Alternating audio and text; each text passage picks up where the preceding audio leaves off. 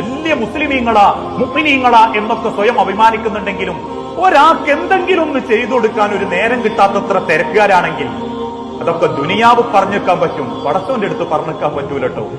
ഒരു നല്ല മുസ്ലിമും മുഅ്മിനും എന്നാൽ മറ്റൊരാളെ സഹായിക്കാൻ, നമ്മളെ തറവാട്ടിലുള്ള ഒരാളെ കുളിപ്പിക്കാൻ വേലക്കാരി വരണം, നമ്മളെ ഉമ്മാക്കൊരു വെള്ളം കിട്ടണേ വേലക്കാരി വരണം, നമ്മളെ വാപ്പാനെ ഒന്ന് കുളിപ്പിച്ചിട്ട് വാപ്പട്ട് ഉപയോഗിച്ചോ ഒന്ന് തിരുമ്പിക്കൊടുക്കണേ, ആ മൂത്രമാണൊന്ന് പോണേ, പണിക്കാരുത്തി വരണം എന്നുള്ള ചിന്താഗതിക്കാരാണ്. പിന്നെന്ത് മുസ്ലിമാ മനുഷ്യരെ നമ്മളൊക്കെ.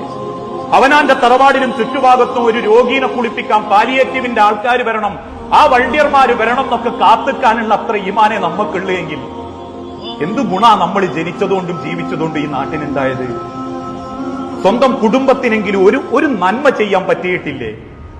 അള്ളാഹ് പറഞ്ഞതേ ഓനൊരു നല്ല മുസ്ലിം ഒന്നുമല്ല, ഓൻ അഭിനയിക്കുന്നവനാ. കാരണം അത്രയും ഈമാനുള്ളവർക്ക്